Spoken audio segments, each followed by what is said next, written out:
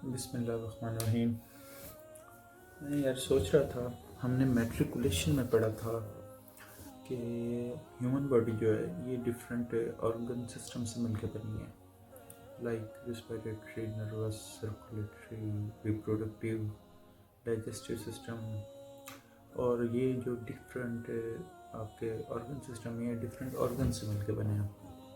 Like آپ کا digestive system میں اسٹمک آ جاتا ہے، اسوفیگس آ جاتی ہے، اس کو کنال کہتے ہیں، لارج انٹسٹائن، اسمال انٹسٹائن اور پھر انس تک۔ اور یہ ڈفرینٹ آرگنس آپ کے ٹیشو سے مل کے بنے ہیں، اور سیم یہی ٹیشو آپ کے ڈفرینٹ سیلز سے مل کے بنے ہیں۔ یہ ہمیں سائنس بتا رہی ہے، ابھی تک شریعت کی بات نہیں ہوئی۔ اب یہ سیل جو ہوتا ہے اس کے اندر ڈی این اے ہوتا ہے، اور ڈی این اے کے اندر بانڈز ہوتے ہیں جن کو نائٹروجنس بانڈز کہتے ہیں، اور ساتھ فاسفورس کے، نائٹروجن اور فاسفورس کے دو کمپاؤنڈز کے بانڈز ہوتے ہیں ڈی این اے کے اندر۔ مزیدار بات یہ ہے کہ یہ جو دو بانڈ ہیں نا، یہ جو دو کمپاؤنڈ ہیں یہ مٹی کے کمپاؤنڈ ہیں۔ نائٹروجن اور فاسفورس مٹی کے کمپاؤنڈ ہیں۔ اس بات سے یہ تو ثابت ہو گیا کہ انسان مٹی سے مل کے بنا ہے، جو قرآن نے ہمیں 14 سال پہلے بتا دیا تھا، ہم نے مٹی سے بنایا آپ کو۔ اب مٹی کی ایک کریکٹرسٹک یہ بھی ہے کہ جو مٹی ہوتی ہے اس میں نا جو گندی فصلیں ہوتی ہیں، جو جڑی بوٹیاں ہوتی ہیں، یہ خود ہو جاتی ہیں۔ فار ایگزامپل آپ نے دیکھا ہوگا نالیوں کے پاس اپنے آپ ہی جڑی بوٹیاں ہوئی ہوتی ہیں، یا فصلوں میں بھی اپنے آپ یہ جن کی ضرورت نہیں ہوتی، یوز لیس آپ کے پاس جڑی بوٹیاں خود بخود ہو جاتی ہیں۔ لیکن جن کی ضرورت ہوتی ہے، اچھی فصل جو ہوتی ہے، اس کے لیے محنت کرنی پڑتی ہے۔ آپ نے کبھی نہیں دیکھا ہوگا کہ ایک ایک کڑی پہ کماد خود بخود ہوگی، اس کو پہلے وہ پیسز لگانے ہوتے ہیں، پھر ہل چلانا ہوتا ہے، پھر اس کو فرٹیلائزرز دینے پڑتے ہیں، پھر پانی دینا پڑتا ہے، پھر اس کی رکھوالی کرنی پڑتی ہے، پھر جا کے کوئی سال میں ایک آدھ دفعہ فصل ہوتی ہے، اچھی فصل۔ تو اس کے لیے محنت کرنا ہوتی ہے۔ لیکن جو گندی جڑی بوٹیاں یہ خود بخود ہو جاتی ہیں۔ سیم اسی طرح، چونکہ پہلے ہم پروف کر چکے ہیں کہ انسان مٹی سے مل کے بنا ہے، سیم اسی طرح انسان میں بھی جو اچھی چیزیں ہوتی ہیں، جو اچھی خوبیاں ہوتی ہیں، ان کے لیے محنت کرنا پڑتی ہے۔ جو برائیاں آتی ہیں وہ خود بخود آ جاتی ہیں۔ یہ بات مولا علیہ السلام بڑی خوبصورت طریقے میں فرماتے ہیں۔ مولا فرماتے ہیں نہج البلاغہ میں کہ نیکی کرنا ایسا ہی ہے جیسے پہاڑی چڑھنا، اور بدی کرنا ایسا ہے جیسے پہاڑی اترنا۔ سبحان اللہ۔ تو ایکچولی نا شیطان کا جو اللہ سے پرومس تھا وہ یہ تھا، I will catch your man when he is on صراط مستقیم۔ میں تمہارے بندے کو تب پکڑوں گا جب وہ سیدھے راستے پہ ہوگا، is on straight path۔ میں اس کو ادھر ویٹ کر رہا ہوں گا، وہ آئے گا، میں جھپٹ لوں گا۔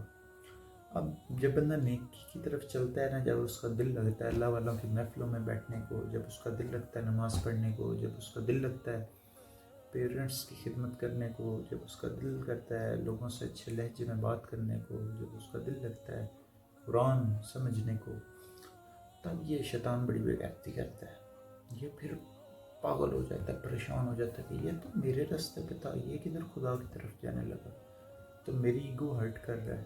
متکبر ہے نا شیطان، یہ ادھر خدا والے راستے پہ کدھر جانے لگا۔ وہ اپنی پھر فورس تیار کرتا ہے against that man, against the man of God. وہ پھر اپنی فورس تیار کرتا ہے، بڑے ڈیمن، چھوٹے ڈیمن، خبث والخبائث۔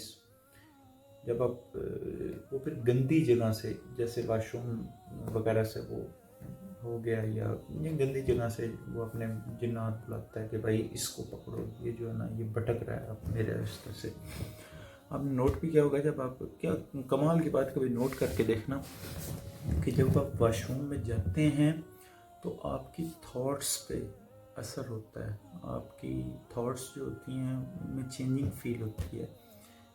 کیونکہ اب مطلب ایویں تو نہیں شریعت نے کہہ دیا کہ بھائی جیسے واش روم میں جائیں پہلے بایاں پاؤں رکھیں اور ساتھ اللہ سے دعا کریں، اللہم انی اعوذ بک من الخبث والخبائث، protect us from males and females demons present here, یہاں پہ جو خبث اور خبائث ان سے بچاؤ۔ تو ایویں تو نہیں۔ اور یہ ہوتے کہاں پہ ہیں؟ جو گندی جگہ ہیں۔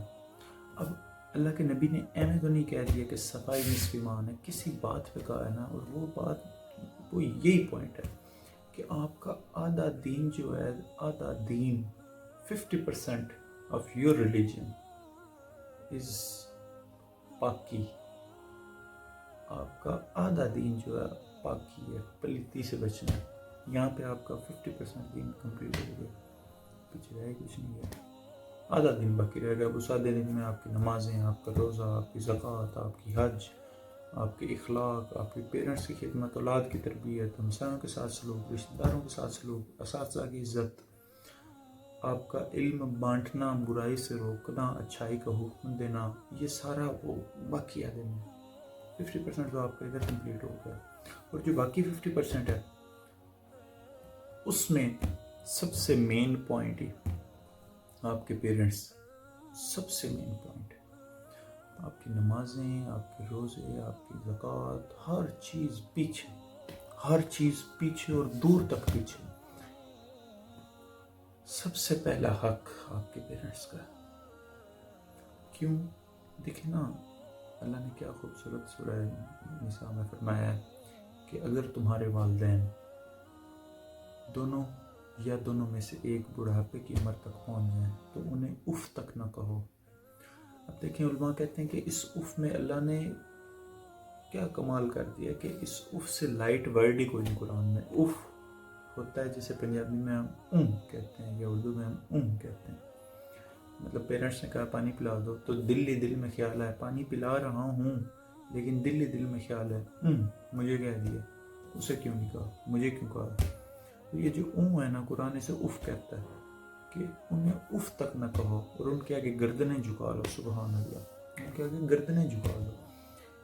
اور اللہ کے نبی نے کیا کمال کا. دیکھیں نا، آپ دنیا میں جو کچھ بھی اچھا کرتے ہیں، نماز پڑھتے ہیں، فجر کے لیے اٹھتے ہیں، بستر چھوڑتے ہیں، فجر کے لیے اٹھتے ہیں، پھر آپ اپنے 5 وقت کی نماز کنٹینیو کرتے ہیں، فجر کے بعد قرآن شریف پڑھتے ہیں، آپ رمضان کے روزے رکھتے ہیں، 17 گھنٹے بھوک برداشت کرتے ہیں، رات کو تراویح میں قیام کرتے ہیں، پھر لیلۃ القدر کی جو طاق رہتے ہیں ان میں اپنے پیرنٹس کے ساتھ رات کو قیام کرتے ہیں، ساری رات اللہ کو یاد کرتے ہیں، اور پھر آپ ہر وہ کام کرتے ہیں جس کا شریعت نے حکم دیا ہے. آپ اچھے کام کرتے ہیں، بروں سے رکتے ہیں، آپ زکوٰۃ دیتے ہیں، اپنی تنخواہ کا 2.5% 40واں حصہ آپ اللہ کے نام وقف کرتے ہیں. آپ حج کی طرف جاتے ہیں، آپ حج کریں. آپ کو پتہ لگے کتنا مشکل کام ہے یار. کعبے کے قریب طواف کرنے میں 15 منٹ لگ جاتے ہیں، 15 منٹ لگاتار چلنا کعبے کے قریب، اور پھر وہ تکم پیل، اور تھوڑا سا دور ہو جائیں کعبے سے تو وہ چکر بڑا ہو جاتا ہے، آدھا پونا گھنٹہ لگ جاتا ہے طواف کرتے کرتے. پھر صفا سے مروہ کی جو صحیح ہے اتنی ٹف یہ ہے کہ آپ کی سوچ ہے، چل بندہ تھک جاتا ہے یار، سفر نہیں ختم ہوتا. حج کرنا بہت مشکل کام ہے، یہ بھی آپ کرتے ہیں. آپ پھر اس حکم کو بھی مانتے ہیں کہ جناب آپ کے گھر کی دیوار اتنی اونچی نہ ہو کہ ہمسائے کی سایہ اور ہوا رک جائے، دھوپ اور ہوا رک جائے، کہ یار جنت مل جائے. آپ جنت کے لیے کرتے ہیں سب کچھ. آپ ایسے لوگوں کو معاف کر دیتے ہیں جو آپ کو چیر گزر جاتے ہیں صرف جنت کے لیے، کہ یار اس کو میں معاف کرتا ہوں، اللہ راضی ہو جائے گا، جنت دے دے گا. آپ کا دل نہیں کرتا ان لوگوں کو دیکھنے کے لیے، تو آپ انہیں بھی معاف کر رہے ہوتے ہیں صرف جنت کے لیے. تو اللہ نے کیا خوبصورت فرمایا ہے کہ اے نبی نے کہہ دو، انہیں بتا دو کہ جس جنت کے لیے بھاگتے ہیں ہم نے ان کی یہ جنت ان کی ماؤں کے قدموں کے نیچے رکھ دی ہے. سبحان اللہ، آپ کی جنت آپ کے ماں کے قدم کے نیچے. آپ کی ماں جس مذہب پہ ہے، آپ کی ماں جس فرقے پہ ہے، آپ کی ماں کا جو کردار ہے، آپ کی جنت آپ کی ماں کے قدم کے نیچے ہے. کتنی ڈیپ بات ہے یہ. کہ مزہ تو تب ہے نا کہ آپ کی ماں اگر جہنم میں جا رہی ہو، اللہ نہ کرے، اور آپ کے اخلاق اچھا ہو، آپ کا کردار اچھا ہو، آپ نماز شماز پڑھتے ہو، اللہ والے بندے ہو، آپ جنت میں جا رہے ہو بروز محشر. آپ خدا کو کہہ دو یا اللہ مجھے وہ جنت نہیں چاہیے جس میں میری ماں نہ ہو، میں اپنی ماں کے ساتھ جہنم میں جانا گوارہ کروں گا، میں اس جنت کو ٹھکراتا ہوں. مزہ تو تب ہے محبت کا. تو دیکھیں نا، یہ سارا کچھ اللہ نے نا آپ کی ماں کے قدموں کے نیچے رکھا، اور سیم یہی مقام آپ کے باپ کا ہے، ان کی خدمت کیا کریں۔ تو دیکھیں 50% آپ کی صفائی، اور 50% میں سے میں کہتا ہوں 40% پلس آپ کی یہ صرف پیرنٹس 40% پلس، باقی 10% بچتا ہے۔ تو مولانا روم نے کیا خوبصورت فرمایا تھا، مولانا روم کہتے ہیں کہ میں نے اللہ کی زمین کو پلٹا، پڑھا، دیکھا، سمجھا، میں نے پھر پلٹا، پڑھا، دیکھا، سمجھا، مجھے اللہ کی مخلوق کو کھانا کھلانے سے بہتر عمل ہی نہیں ملا۔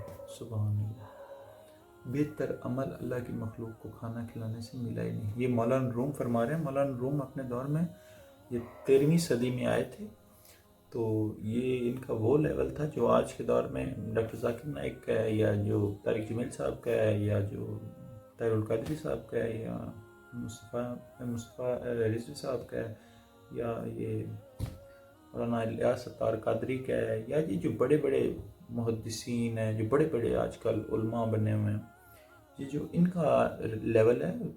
مولانا روم اپنے دور کے وہ بندے ہیں، آپ 40 رولز آف لو پڑھیں، اس میں بتایا گیا ہے کہ لوگ مولانا روم کی سواری کو ہاتھ لگانے کے لیے پیچھے بھاگا کرتے تھے۔